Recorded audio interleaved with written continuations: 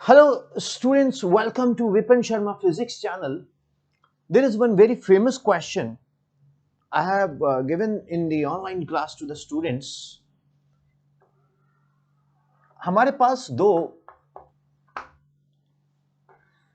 spherical bodies हैं और उनके बीच का डिस्टेंस है r.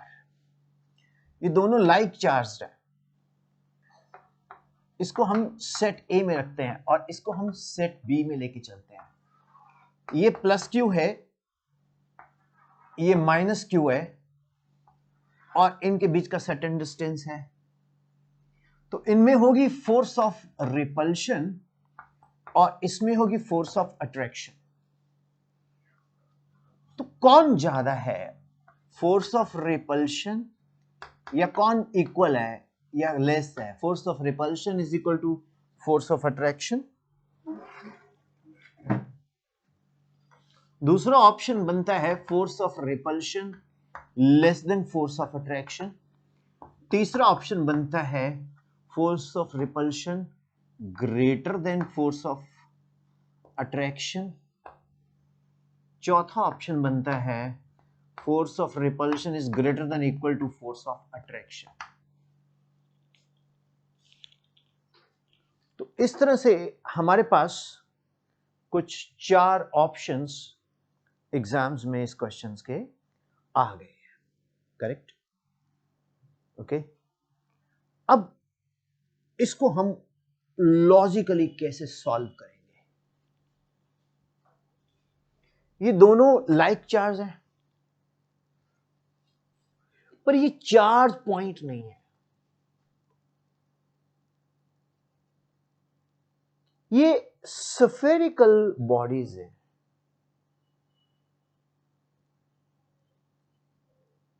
तो हम लोग बेसिकली तो इस पे कूलम्स लॉ लगाने की कोशिश करते हैं पर कूलम्स लॉ यहां एप्लीकेबल ही नहीं है. कूलम्स लॉ कहां एप्लीकेबल है? जब पॉइंट चार्जेस हो.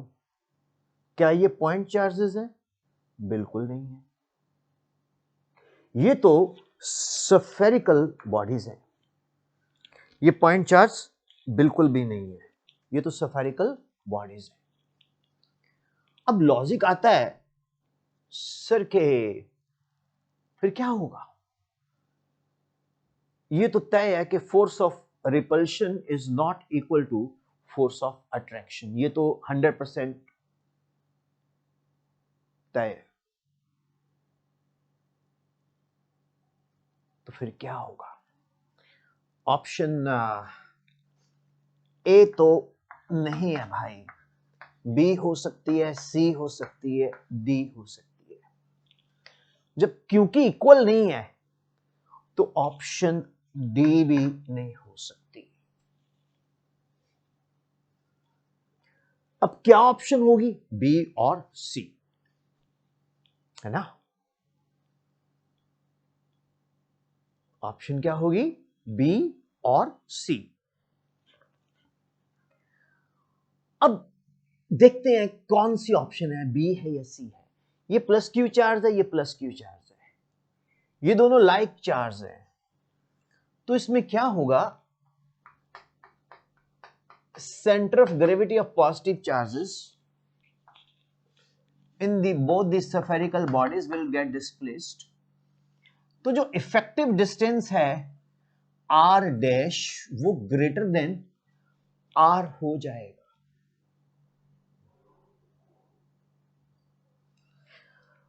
अब यहां पर centre of gravity of positive charges and यहां पर centre of gravity of negative charges पास आ जाएगा.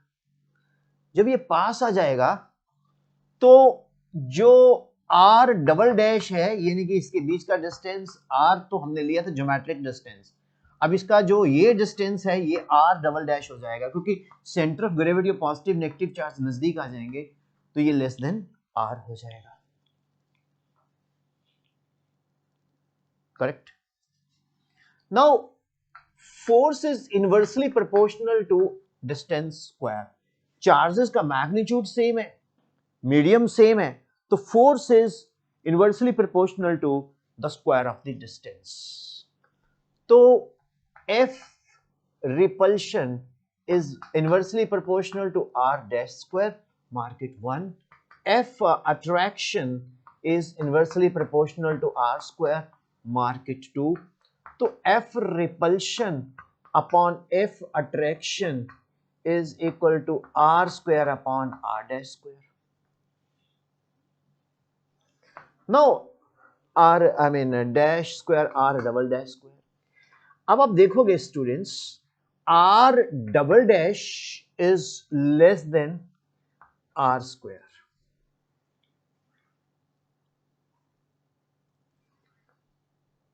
तो फोर्स ऑफ अट्रैक्शन बढ़ गया। It means R double dash square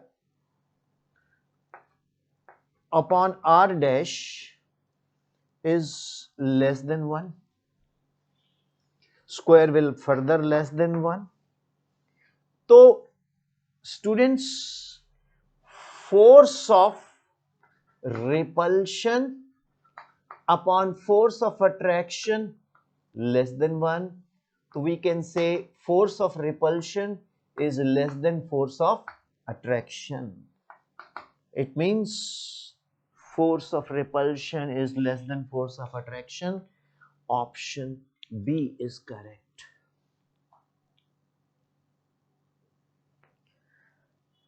कैसा लगा स्टूडेंट्स? एक बार फिर से मैं इसको समझाता हूं। हमारे पास दो स्फेरिकल बॉडीज हैं। जो हमारे पास दो स्फेरिकल बॉडीज हैं, उनके ऊपर जो चार्जेस हैं वो सेम है मैग्नीट्यूड में, बट वो पॉइंट चार्जेस नहीं है। उनके ज्योमेट्रिक डिस्टेंस सेम है। एक तो ज्योमेट्रिक डिस्टेंस का मतलब है गोले का सेंटर, स्फेरिकल बॉडी का सेंटर, वो दोनों का क्या है, सेम है। तो क्वेश्चन क्या है कि एक सेट में तो लाइक मैग्नीट्यूड है, दोनों लाइक चार्जेस है। एक सेट में लाइक मैग्नीट्यूड है, सेम मैग्नीट्यूड है, बट ऑपोजिट चार्ज है। एक पॉजिटिव है, दूसरा नेगेटिव है। तो क्वेश्चन पैदा ये होता है कि कौन सा अट्रैक्शन बराबर होगा। सभी सोचते हैं कूलम्स लॉ लगाएंगे भैया, force of attraction is equal to force of repulsion, पर ये गलत है। Coulomb law is applicable to point charge, ये सिर्फ पॉइंट चार्ज को ही एप्लीकेबल है। जब हम दो स्फेरिकल बॉडीज को लेंगे तो उनके जो centre of gravity of charges हैं वो डिस्प्लेस हो जाएंगे। जब centre of gravity of charges displace हो जाएंगे तो डियर क्या होगा, लाइक में centre of gravity of positive charges परे परे हो जाएगी, और अनलाइक चार्जेस में centre of gravity of negative and positive charge close हो जाएगी। तो आर डबल डैश जो है वो ज्योमेट्रिक डिस्टेंस आर से कम हो जाएगा, और आर डैश जो कि centre of gravity of the charges का डिस्टेंस है वो ज्योमेट्रिक डिस्टेंस से ज्यादा हो जाएगा। क्योंकि force inversely proportional to the square of the distance है, देयरफॉर क्या होगा, जो डिस्टेंस कम है फोर्स ज्यादा हो जाएगी। तो फोर्स ऑफ रिपल्शन में डिस्टेंस ज्यादा है तो ये लेस हो जाएगी। फोर्स ऑफ अट्रैक्शन में डिस्टेंस क्या है, कम है तो ये ज्यादा हो जाएगी। इनवर्सली प्रोपोर्शनल है। Hope it is clear. मैंने एक बार ऑफलाइन क्लास की तरह रिपीट कर दिया, अदरवाइज तो यूट्यूब पे तो आप पॉज करके रिवाइंड करके देख सकते हो, वो रिवाइज ही होता है। एनीवे, तो dear students, your participation in learning and your appreciation is a morale for me. It will boost my morale. तो इससे हमें भी अच्छा लगता है कि आप लोगों को हम इफेक्टिवली बता पा रहे हैं। तो काइंडली अगर आपको ये लेक्चर्स यूजफुल लगते हैं तो आप उन स्टूडेंट्स के साथ जरूर शेयर करो जिनको ज़रूरत है इस तरह के बेसिक्स लेक्चर्स को लेने की। मैं आपको कोशिश करता हूं कि एक सिंपल लैंग्वेज में पढ़ाऊं और उस लैंग्वेज में सिखाऊं जो इफेक्टिवली आपको समझ आए, और मैं वो पढ़ाऊं जो आपके सिलेबस के साथ कनेक्टेड है, बहुत हाई फाई मैं जाना नहीं चाहता, उसके लिए मैं अलग से वीडियो डालूंगा, उसमें नाम ही उसका होगा हाई फाई टाइप, ठीक है ना। लेकिन ये भी बहुत ज़रूरी है, इससे भी हम एक बहुत बड़ा एक स्टूडेंट्स को रहता है कि they also need some good simple level, board level also, right. तो उम्मीद करता हूँ ये आपको समझ आया होगा और आप लोगों को ये चैनल से इफ़ेक्टिवली क्लियर भी हो रहा होगा। तो मिलते हैं फिर नेक्स्ट लेक्चर जब भी आएगा, और मैं कोशिश करूँगा कि आपको कुछ ना कुछ अपलोड देता जाऊँ। एंड बाकी विपिन शर्मा फिज़िक्स चैनल को यूज़ करने का सबसे सही तरीका है, प्लेलिस्ट में जाओ और प्लेलिस्ट में आपको पूरे के पूरे लिस्ट मिल जाएगी लेक्चर्स की, और उसको 1 2 3 करके फॉलो करो। The best way to use Vipin Sharma Physics channel is go to the playlist and just follow the sequence wise videos. Thank you very much, dear students.